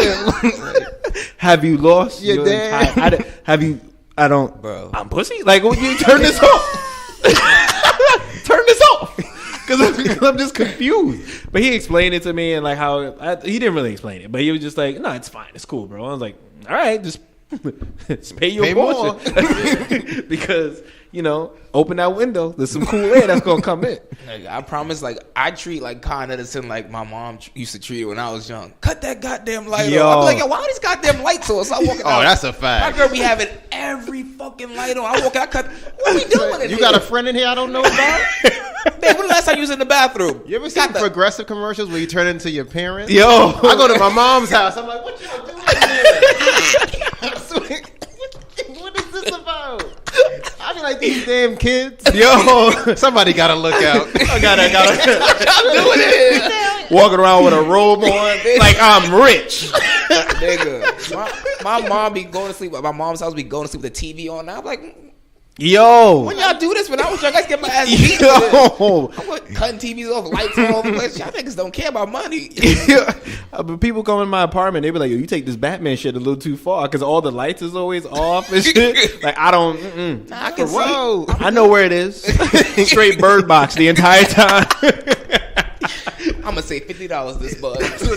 No lights come on unless it's necessary. That's a fact. That's a Roll the fact. blinds up. And then Word. in LA, they do Con Ed, instead of monthly, it's every 2 months. Oh Yeah, so they charge you every 2 months. Get you tripped up. Nigga, Yo. I get tripped up. man, you got a budget for real. Yep. You think you got extra money in And then your it comes like, ooh. oh, I definitely get jammed Let up. me put something on it. candle lit. Like that's what you got. And also, you don't get refrigerators. So for some They of don't them- I'm give sorry, you. come again? my man. So refrigerator is not like a thing. Like some apartments come without refrigerators. So like the apartment I'm in now, I went with my boy Dre because he was out there visiting, and I'm walking through the kitchen. I'm like, yo, there's so much extra space in here because cognitively, I'm thinking that there's already a refrigerator here. Like I'm not. That's a big kitchen. I'm like, yo, there's so much extra room for activities. Like, I'm just like, it's lit. And For activities. so I move in and I go to Target and I'm like, Came home with the milk. I came home with milk and was like, hold on, wait, I don't got a fridge. So I sent the email to the building manager and I was like, yo, so when is the fridge gonna come? Because I'm thinking it's in storage or got something an like ice that. pack. Yeah, I'm like, he like, he says, oh, we don't get fridges. I mean, we don't, you got it. It doesn't come with the apartment. I said, come again? I said, what do you mean? That's a refrigerator? wild. So wait, when you There's move, a toilet here. There's an oven. Like, what is it? So wait, you had to buy a refrigerator. I had to buy a refrigerator. When you move, you take that fridge with you to the next spot. You bought a mini one or a whole? First of all, I bought a whole fridge. Okay. Second of all, that shit's going with me forever. Like, Yeah, he not what? benefiting. What if you move somewhere where they have a fridge? What you gonna do? I mean, I plan on staying there for a little while. That's And wild, my roommate split it. So like he bought his okay, part, it's I half bought my his part. too. Okay. He's like, someone asked me that too when I was first getting fridge because this was like a thing when I was at work. I was like, yo, I got to get a fridge, and he was like, so are you gonna ask your roommate for half?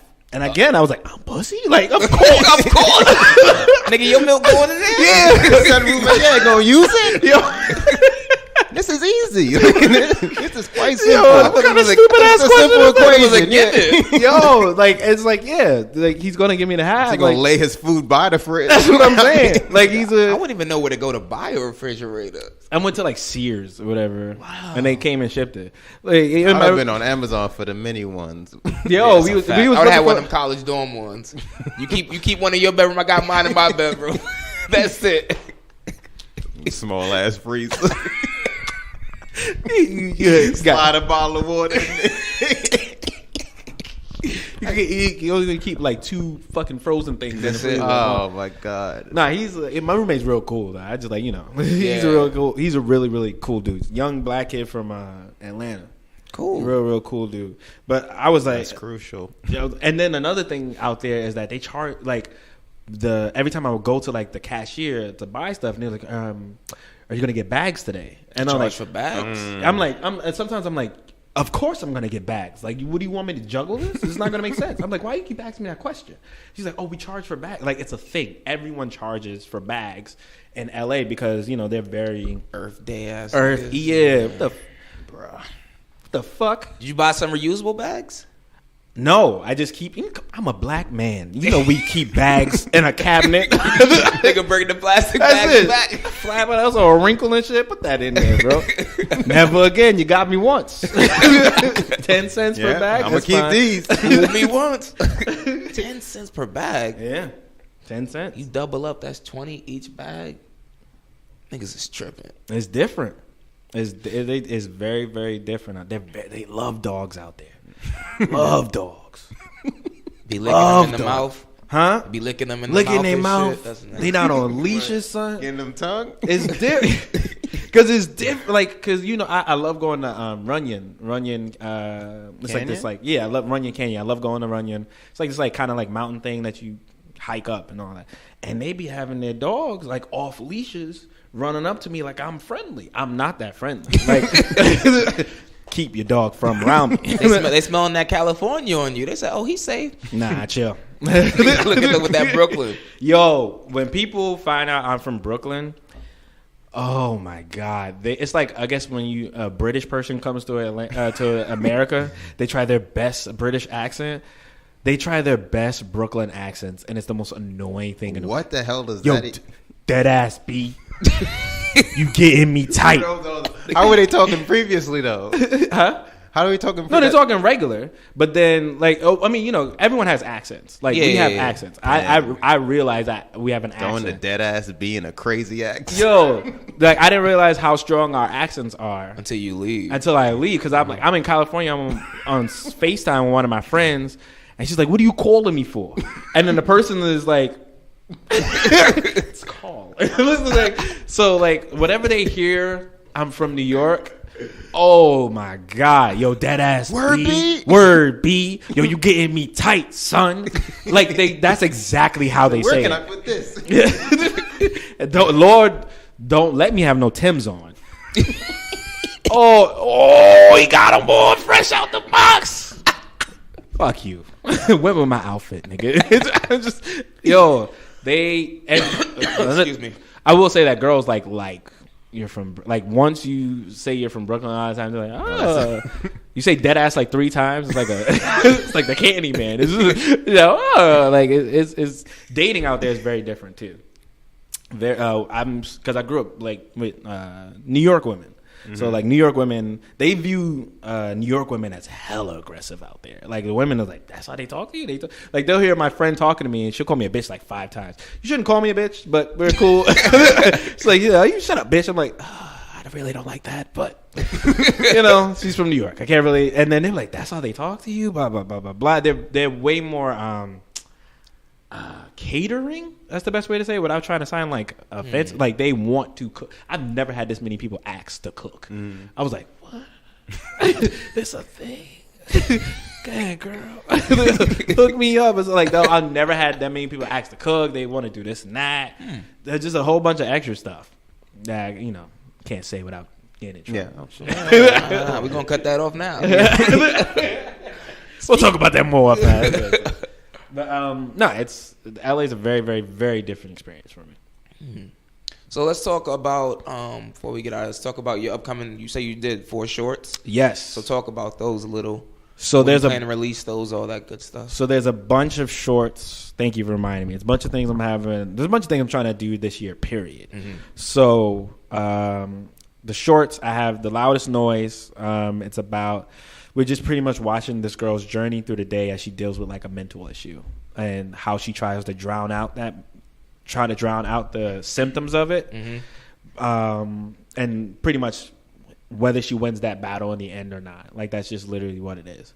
So that's The Loudest Noise. Mental health is something that's always been really important to me, especially in the Black community because you know, most of the time we just try to pray it away or something like that. So I want to bring more attention to that because a lot of times we need help.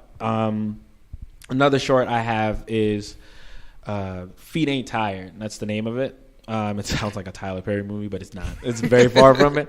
But it's pretty much 2 people having an intense conversation about integration, whether integration was a good idea or not. Like whether we have it's pretty much, so it's Malcolm and Martin. I wrote them having a conversation. If they were to have a conversation today about integration, because you know Martin Martin wanted us to integrate, Malcolm wanted us to separate. What would that sound like? What would that conversation sound like? Was it meaningful? Did we accomplish those things that we wanted to accomplish? The purpose of that was I never liked the depiction of Martin Luther King, and I never liked the depiction of Malcolm X. I don't like this like angelic view of Martin Luther King because he wasn't. Like he was he was a human being who tried to do these things, and I never liked this like demonizing of Malcolm just loved his people and loved us so much that he just couldn't understand why you can't see his side. And they both had the same goal. They both wanted equality. They just had two different ways. So I just like wrote up a script, just a conversation between them, what it would sound like. That sounds really And that was one of the things where I had the two actors that I picked. One looks like Martin, but didn't sound like Martin. And the other guy doesn't look like Malcolm, but sounds exactly like Malcolm. And I told them and gave them that feedback, and they worked their ass off. Like they worked hard to build that character, so that when we were filming it, they were really into it. They were really like, yo, we believe in this because this is such a just crucial conversation that no one really has. And the guy who played Martin, Terrence, he studied Martin over and over and over again. He's watched his rhetoric, he watched his mannerisms and everything so that he can master it when he's out there. And Michael he's just real good at doing impressions, and he is spot on Malcolm. And so when we were filming, it was just like this energy that would come out, and I realized like, yo, I love directing because Martin wasn't doing the line right. So there was a line where, if we're having a conversation, I'm cutting you off. You're not supposed to anticipate the cutoff. It's supposed to I'm supposed to catch you. And he wasn't doing it. And I was like, come on, man, you got it. Like, I'm going to talk to you like, regular. I'm just going to talk, yo, come on, man, you got this, blah, blah, blah, blah, blah, blah. And I said, stop thinking about it. Just do it. And he did it. And he killed it. Like, it was intense. And I was just watching, and I let the emotion seep. And I said, cut. And I said, let's fucking go. Let's fucking go. I punched him in the chest like 3 times. That's what you're supposed to do, nigga. Keep that same energy. So, like, and I was just really passionate about it because it's a very important conversation. And I think I have my views, and I did my best to make sure that my views didn't overshadow the other person's views. I don't want the audience member to know what my view is. I want two people to have an honest conversation, present their information, present their facts, and then that's it. And so that's Feet Ain't Tired. And then I have the Ebony project that I filmed. That's a poem that I wrote like a long time ago. So my goal is to start bringing my poems into life. So Ebony is a poem that I wrote a long time ago where I was working as a high school counselor at my old high school, and I would hear how little black girls would talk about themselves. So I wrote a poem about what I think a black woman sees when they look in the mirror. So I took that poem, turned Ebony into a character. So now Ebony is a character. We filmed that. We got to get that edited. And then there's another poem called Courtney, which I think is really relevant, especially after that R. Kelly thing, because it talks about a guy who's addicted to sex, and his addiction comes from being exposed to sex at a very early age. And it's really different because R. Kelly and the Surviving R. Kelly, and I heard you guys talk about that. In the Surviving R. Kelly, it was brought up that he was molested at a young age by an older woman. And a lot of times in our society, we don't view it the same. We don't view like, an older woman doing that to a young boy as wrong. And like it is. And not only is it wrong, 9 times out of 10, those boys show the same symptoms as those girls. Either they're highly promiscuous or they're highly like introverted or something like that. So I wanted to bring that to light too, and I turned Courtney into another character. So those are the things that I'm working on. And the other shorts that I did was like, so I did this open mic. called Soulful of Noise. It's one of the dopest things I've ever seen in my life. They come in and they kill it. I met my boy A Game out there. He's a rapper. I met some cool people out there, and sometimes some stand-up comedians will perform. And one of the stand-up comedians saw me do a poem. I talked to him, and he was like, yo, I want you to direct my next 2 just little short comedic videos. And I was like, okay. I ain't know nothing about directing at the time. I was like, all right, well, let's just see how this goes. And I went, and I was like, yo, I'm not too bad at this. So he has like just 2 shorts about just little skits that he did. But that was like one of the first steps that I took into like directing out there. And I love directing. I love directing and casting. Those are the 2 things that I like doing. Nice. And acting is like scary. I'm going to be acting in the Courtney video because I'm going to be Courtney. But acting is scary. But it's probably like where I should go down the road to get me into the so that I can open the opportunities to direct and stuff, because I have like a big personality and stuff like that. And I just have a genuine love for acting. But I got those projects coming out, and I actually trying to be like you guys. Me and my friend Chandra, we're gonna start a podcast. Hey, it's called Yo to Yurt. So Yo, and then there's Yurt. So like we're talking about the 2 coasts coming together because she's from Arizona. So it's pretty similar to you guys' format. Not particularly a specific topic that we're talking about, just conversation about different topics. So that's so you biting our shit? So you So what? Come again? What? I plead the 5th. pretty similar concept, not exactly what you guys talk about, but pretty similar. I mess with you, man. because I fuck what y'all do. Yeah, thank you. And I know I'm glad that you guys did that, because I remember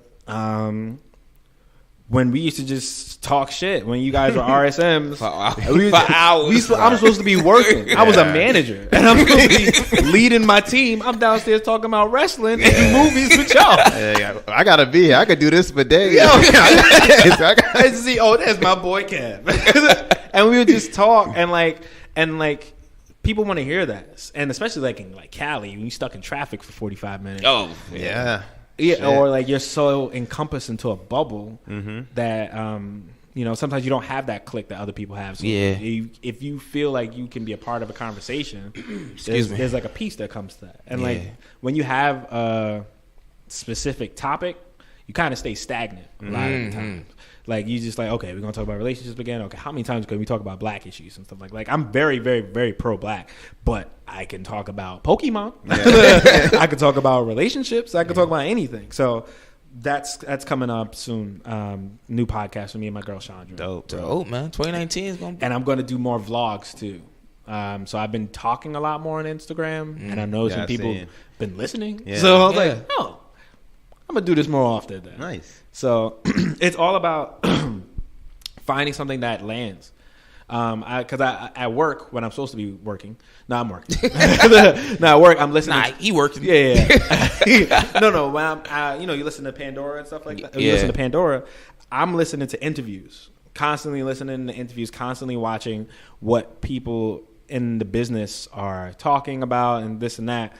And like one of the interviews I was watching, like a lot of stand-up comedians don't like the new generation comedians, the new Instagram social media comedians, because they feel like they didn't put in the work to get as much credit as they get. And I'm like, you don't understand. At the same time, there's like 100 million people on Instagram. You got to figure out a way to get. You're not adapting. You got to figure out a way to get 100,000 people to look at your profile. Yeah, you know how hard that is. Like, if you have 1 million followers, you had to work to get to that. And I'm trying to apply that work ethic to what I'm doing. That's why I'm trying. I'm doing so many different things because I'm just trying to see what sticks. And, I'm multi-talented, not to sound arrogant, but I can do a lot of different things. So why not do it? Yeah. And then I'll watch how Issa moves. And Issa will wear people's stuff in her shows. She'll wear either black owned or just t-shirts in her stuff, or she'll have independent artists in her shorts. I'm like, oh, that's smart.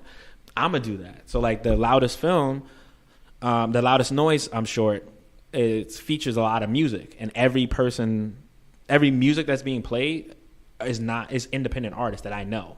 that I'm like, I'm gonna play their stuff because like. One, I want to give other people. I want to give dope artists platforms because that's all I'm about. But two, it's like, oh, my stuff is in so and so stuff. They're gonna repost it. They're gonna do this and that. The shirt that the girl's wearing in the short is my friend's T-shirt line. Yeah. So it's like you gotta utilize the resources around you to build up your platform. Yeah. So that I'm constantly doing it. I'm constantly watching Issa Rae. I'm constantly every time Kevin Hart has an interview, I drop everything and listen to it. That man is incredibly. We talk about people who break outside the box. This man is a stand-up comedian with a sneaker deal. Yeah. I think he was the first comedian. Boy, it sound like an athlete. Yo. Because you don't even think about that. But something simple. Something just like posting all the time. That's how it started, though. He just posted all the time that he loved to run. And he would run all over the place. And then Nike latched on to that. Social media is an incredibly powerful tool. Like, it's a tool. It's like any other tool. Like, you can use a hammer to hit someone over the head with, or you can use the hammer to build a house. It's all about how you use the tool. It's the same thing with social media. You can come up with some dumb stuff or like that, or you can use it to like make yourself isolated, or you could build a platform off of that. If I keep doing videos and building brands and stuff like that, the next thing you know, somebody's gonna hit me up. Yo, wear my shirt, please. For free? For free? Like, nah, like, eventually you could build your brand up in which people will pay you to wear their stuff. Like, it's a very powerful tool that you just gotta stay consistent with. In this day and age, there's no excuse to not do your own thing. You understand what I'm saying? Like, if you want to do a podcast, the resources are readily available to you to like get it all out. That's what I'm saying. If you want to do a podcast, go do a podcast. That's why when people tell me their ideas, I don't shun their ideas because I'm like, if that's what you want to do, then I'll tell you, you got to be out here working. You got to be out here consistently fighting. Because I'm literally every day. That's what I'm out here. If I'm not networking, I'm writing something. If I'm not writing something, I'm watching film. And if I'm watching film, I'm not watching it for, it's to the point where I'm not watching stuff for entertaining anymore. I'm trying to understand it. I'm trying to like, oh, so how did they come up with this? Like, I want to do a thriller. I want to do a horror. I really want to do a horror. I really want to do a thriller. Because I just want to. So I'll watch old thrillers. Or Jordan Peele talks about how he used to watch The Shining. And he'll talk about all the films that he watched that gives him inspiration. I'm like, all right, if it inspires him, because he came out with Get Out. And that Us trailer, have you seen that Us trailer? Yo, I was like, oh, he came up with this. And if you could come up with that, I was like, all right, cool. I'm going to come up with that too. I'm gonna be out here watching whatever you watch so I can understand where you're coming from so I can build my own stuff. Because I don't want to be a comedian. I don't want to do funny stuff. I want the same way you think of Martin Scorsese or Steven Spielberg, I want you to think of me the exact same way because we're capable of making great stuff like that too. That's why I'm very critical of all movies, whether like because sometimes you see a black movie and like you feel a little compelled to like make it hyper than what it actually was. Like it was great. It wasn't that great. Like because I know we can make stuff like Get Out. I know we can make stuff like Straight Outta Compton. I know we can make stuff that is like Creed 2 was fantastic. Have you seen Creed 2? I have not. Only seen the original. I still gotta make sure you eat several salads before you see Creed 2 because you can make me feel like shit. You're gonna regret every donuts, every bad decision. He's ripped in that movie, but his acting definitely went up. The storytelling by Ryan Coogler definitely went up. Like it was, but I know we can make those stuff. I know we could create some stuff. That's why I'm very just rigid on it too. But trust the process. Word. Damn. Yeah, man. I'm tapped. Yeah. When are we getting these shorts? The loudest noise is gonna be by next week. Okay. Oh, by next week. I've released a little preview for it, and we're editing. So what goes on is that my DP, I say DP now, director of I think it's photography. I don't actually know what that means, but he films, he edits. I send him feedback. So he films, he edits. I'm like, okay, do this, change that, blah blah blah. Because one of the hardest things about film. Is that I don't know the language. So I know what I want you to do. I know exactly what put the camera right there, zoom in a little bit. Like go like this. Like that's what I'll say. It's like, oh, you want a close up? Nigga, whatever it is. Just do that. Whatever. So I have to learn the language. So before I moved to Cali. I was like, yo, where's the videographer? Where's the videographer? Where's the cinematographer? No, people say DP. I'm like, oh, I got to say DP. So a lot of times it's a communication thing with my DP is like, I don't know what I want you to do. I just know what I want it to look like. And eventually he's very patient. Really, he's a really cool young kid. Alexis, really cool, Timeless Projects, gotta shout him out. Really cool, humble dude who's like very patient with me because he knows that I don't know the language, but we work really, really, really well together. Him and his brother DP Angel. And you're the director. I'm the director and the creator. Yes, short. I was on a friend was working on a short film, so I was like Humble on brag. the set. No, I didn't do anything. I was a script supervisor. It's the easiest job on the set. It is.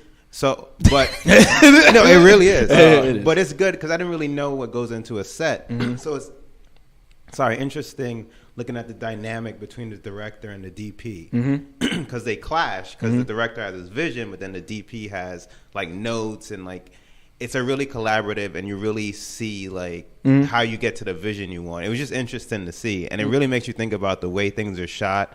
How was this shot? This is just interesting. There's a lot of work that goes into that. Yeah. film. And there's a lot of like, Scenes take hours.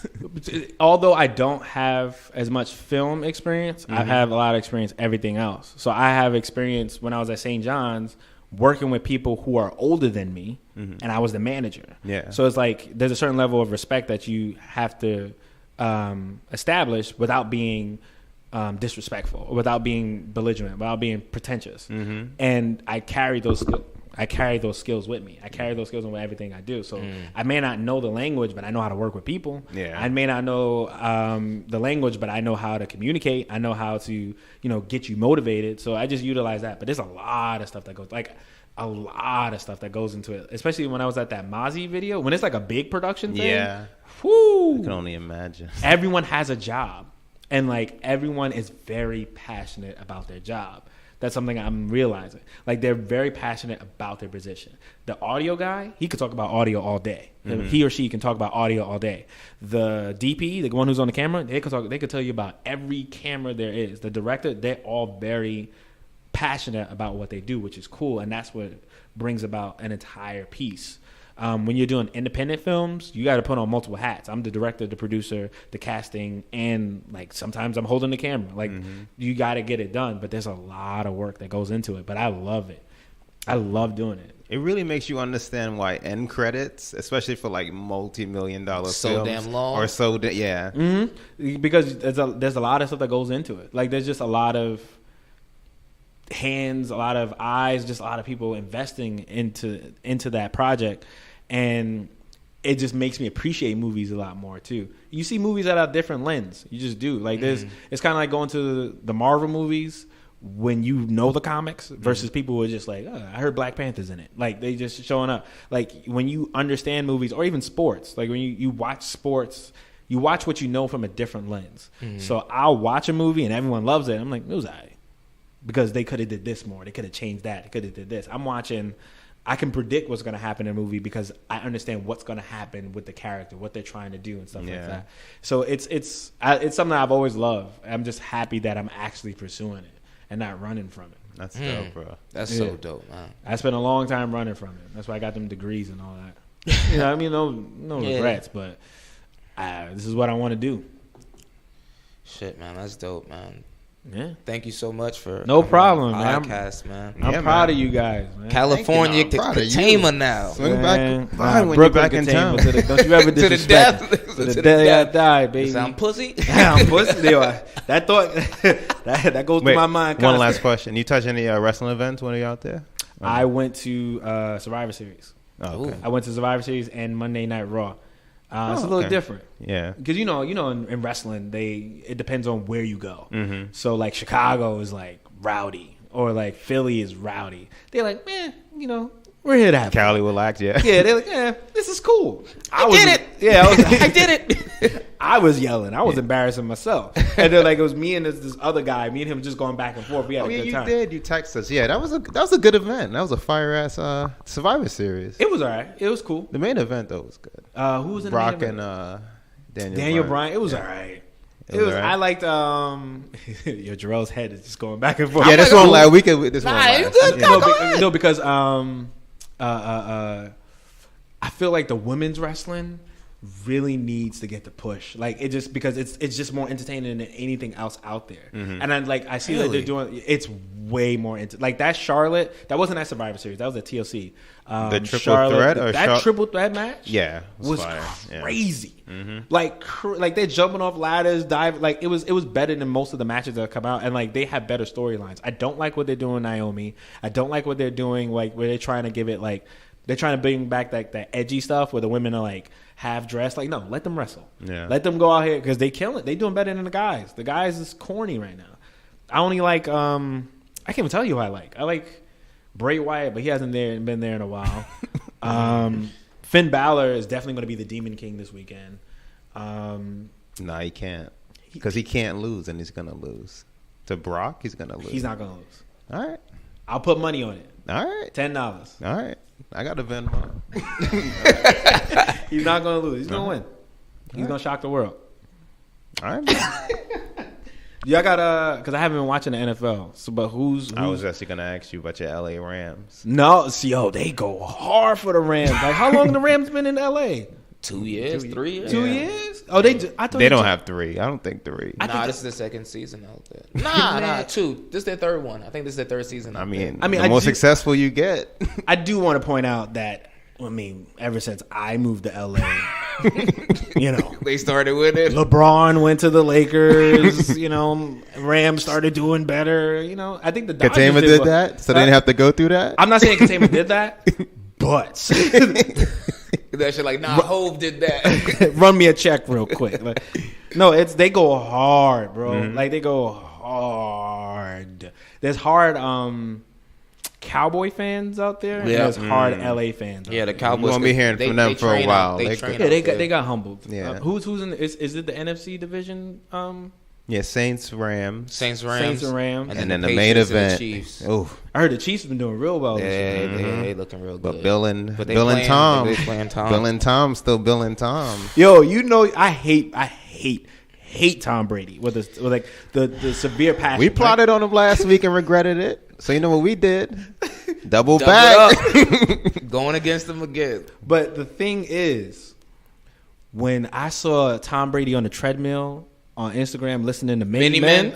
Yeah, I was like, he different. Y'all asses is in trouble. Yeah, I thought the same thing. Because I remember being a kid. Oh, he a psycho now. With a very sinister smile, too. Yeah, I remember being a kid listening to Many Men like niggas was after me. So I know the mentality of listening to Many Men.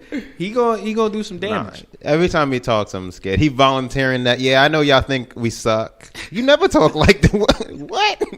Oh, no. But hey. Yeah. He in a new space now. New year, new Tom. I hope it's a good game. I still haven't been watching, but I'm probably gonna watch that Brana versus. If you go out on Sunday, you might die. So you should just stay inside. It's gonna be that cold. It's Monday or Sunday.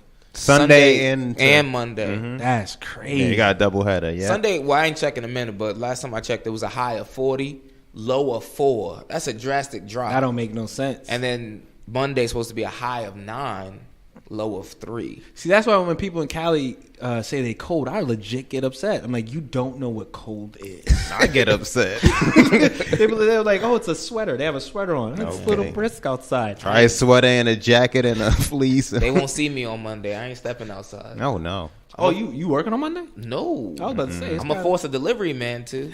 I was about to say. I ordered some groceries. I feel sorry for that Fresh Direct man. I hope you at least tip him, like a little bit. Of course. Of course. You gotta give. Who do you think I am? You gotta give back. God bless me. I bless them. How much you gonna tip him though? I'm not putting that on the Come on, that's not in the audio. That's between me and God. Because I know y'all. I think what percentages. I know y'all. Mr. Krabs over here. Listen, and Terry Crews. I may regret what I put in. I might add something on to it. You might add a little. Inflation ain't about to fuck my life up. Yo, real quick, my barber texted me and said that her rates are going up. I said, listen, how much it costs now?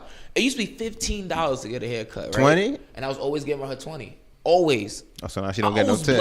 Always blessing her. I said, how much you going up to? She said 20. I was like, I said, okay, cool. In my mind, I'm like, that don't got nothing to do with me. You'll get that same 20 I've been giving you. I've been blessing you over. And I went to get my shoe shined the other day. It's $3 get your shoes, Sean, and I always give him $3 tip, right? It went up to $4. I said, you still getting this $6? Yeah, man. Takes up with your boss, You like taking money out of your pocket. inflation Yeah. ain't about to fuck my life. You I got raise a your budget. rates. But you know, haircuts in Cali is like you lucky if you find something for $25. What? Ooh.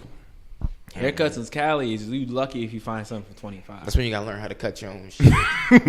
I'm not. Nah, you see some of these rates in the city. Yo. Like, y'all not even black. 30, 35. Just Before tip. and I'll just put the hot towel on you. They think you in a spa. I'm That's good. cool. I don't need all that. Yeah, just give me that shit. There's 15 to Put some stretch in alcohol on my Brooklyn. neck. Yeah. Give me some scissors. Yeah, I'll handle I'm myself. good, man. No, it's like 20. It's $25. Oh my god. I mean, I find spots that'll get you for 20, but you got to go to like. I mean, I already don't trust non-hood barbers. Like, Yeah. if they're not, I need you to like cut before like your life was at the line. Like, I need that. Like, I don't. If you're not in the hood, I don't really like going. But if you got to go deep in like the crevices of the hood to get like a $15, $20 haircut. But for the most part, they like $25, $30. So I know one guy used to pay $50, and I used to see his hair.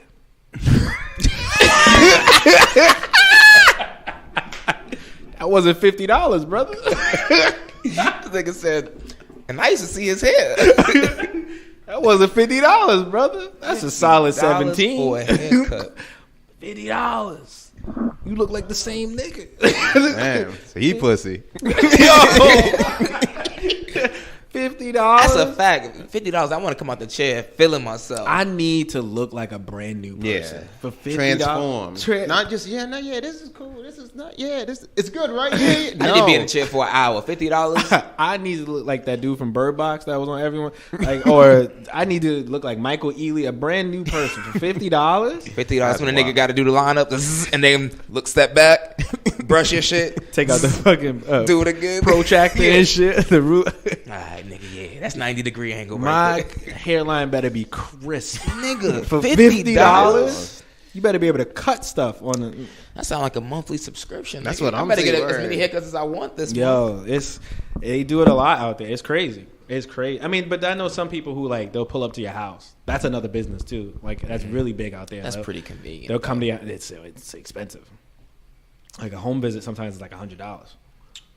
Yeah, I saw some shit like that on IG. Cool. The nigga looked like he was doing some good cutting, but Do you sweep up the hair when you leave? I'll just walk, nigga. I'm fine. I'll just walk. That's perfectly Yeah, fine. And there's one lady out there. It's like $40, and her haircuts be crisp. I just don't got $40 haircut money, so I'm just not. I'll never find out how crisp it is. I don't care how crisp it is, my nigga. We good. If you fuck up, I'll just brush it down till it grow back. For $40, you bet not fuck up anything. What?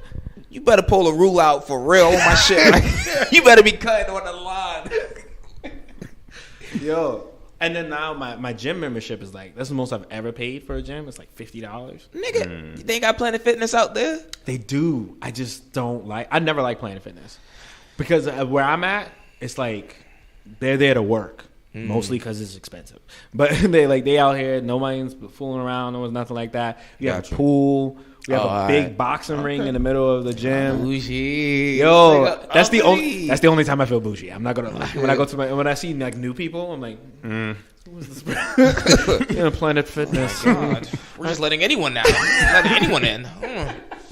They got They've been smoothies scouted. for They you. do buy 1 month, get 1 month free? They got like a whole smoothie menu and stuff. The smoothies be Smoothies. lit, bro. I mean, you gotta pay for it, but smoothies be dope. Like, I love that shit. But I got hooked up though. Like I met the guy. You gotta be a good person to people. I got there, talking to him, and like he said, his last name was like Shabazz. I was like, Shabazz. Oh, this guy, like he Muslim. He one of the Nation of Islam type dudes. He like Malcolm. Let me just keep talking. Hey, brother. Assalamu alaikum. Wa alaikum salam. Oh, and like he hooked me up, gave me a little discount and everything like that. So I was like, all right, I'll take it. But I love the gym. It's a really cool thing. That's the most expensive thing I pay for though. Everything else is like, I saw that Netflix was increasing their monthly subscription. Yeah, I know. I sent out text messages immediately. Said your free ride is up. Here's my Cash App. I need you to pay me that $2 because $10? Oh, whatever it's gonna go to. No, Yeah, nigga, I'm funding Netflix for the fam right now. you have do you have multiple profiles on yours? Yeah, we maxed out. Yeah. I'm on my brother's, but he's So- on a phone bill that he doesn't contribute to. So It balances out. I'm out here funding Netflix for the niggas, scales are tipped. Spotify. It's not a Thanos where everything's equally balanced, but Yo, we'll get there. Are you excited? Say less. Are you excited? Come on now. Yo, are you excited? And bro? that teaser was kind of weak. Sold me enough. Yo. I didn't even need it. Yo, They could have just rehashed footage from Infinity War. I need to. When I saw Infinity War on Netflix, I went crazy. Woo, I watched that over the holiday break. Press play immediately, and then when you watch Infinity War, you gotta watch that first couple of minutes where Hulk thought he was bad. He came out and he was like, "Yo, what up?" And then the guy said, "Let him have his fun." He got humbled. Looking like Tyson back in the 90s. He ain't been back on road since. Yo, Hulk, we need you. No, I'm pussy. Like, nah. Yo, Endgame. Yo, 2019 is a big year. Yeah, that's in April. That's gonna be right there. The movies that are coming out in 2019 are crazy. Like Us is coming out. Endgames, Captain Marvel, Glass. I'm really excited to see Glass. I'm really excited to see Glass because I like the concept. But it's a big year. Yeah. I can't wait, bro. All All right, right, too I'm much good. silence. I'm good. All right. Nah, man, thank you for coming on the This was great. podcast, man. this Make was sure you fun. tell people where they can find you at again. Oh, my Instagram is my name, Ketayma. Make sure you follow me so you can see my upcoming projects, podcasts, vlogs, and short films. All that good stuff, man. Make sure you guys check out all his stuff. Very talented. Got the 4 shorts coming out. Yep. Tell me, what you put out last year? Hero versus Lois. Yeah, y'all go check that out. Yeah. That's Thank you. real fire. Like y'all go check that out. So that's like the introduction to Ketayma. That's where you start. I'm glad you said that. That's the intro. That's where you start. You I'm go just there. gonna keep getting better and better Exactly. and better and better and better. And then you Every time I follow. film, I learn something new. Exactly. You start there, then you watch the 4 shorts that are coming out, and you good. You follow from that point. Yep. I All can't right, wait, man. bro. As always, guys, thank you for listening to the podcast. Please make sure you guys rate, share, subscribe. It's essential. Check out the videos on IGTV and YouTube. Kev don't do this shit for free. He don't do it for free. Kev said, no, these niggas think I'm cutting up for free. Nah, I mean, make sure you guys, please make sure you guys go support that. Rate, share, subscribe. Until next time, it's cooling out. Stay cool. You cool, I'm cool. You cool, I'm cool. You cool, I'm cool. We coolin' out. You cool, I'm cool. You cool, I'm cool. You cool, I'm cool. We coolin' out.